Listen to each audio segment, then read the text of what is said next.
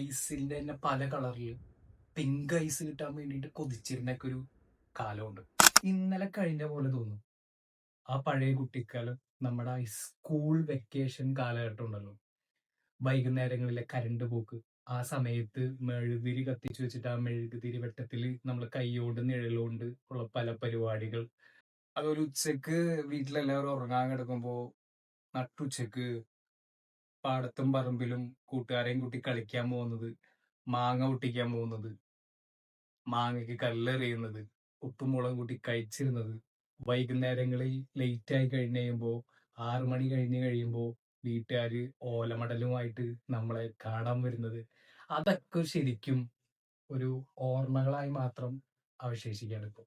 കാരണം ഇന്ന് എല്ലാവരുടെ കയ്യിലും മൊബൈൽ ഫോണുണ്ട്, ലാപ്ടോപ്പ് ഉണ്ട്, പല പല OTT പ്ലാറ്റ്ഫോമിൽ നമുക്ക് ഇഷ്ടപ്പെട്ട സീരീസുകൾ, ഇഷ്ടപ്പെട്ട കാര്യങ്ങൾ കാണാൻ പറ്റുന്നു.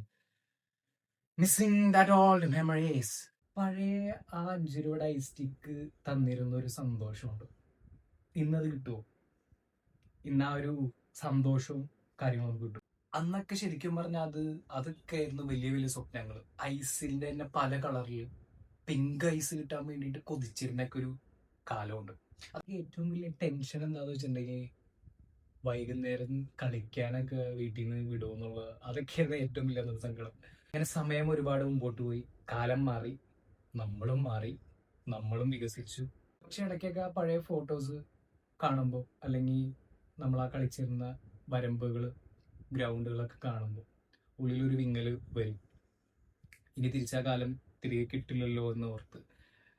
ആ പഴയ കാലം നമുക്ക് നല്ലൊരു ഓർമ്മയായിട്ട് മനസ്സിൽ സൂക്ഷിക്കാം.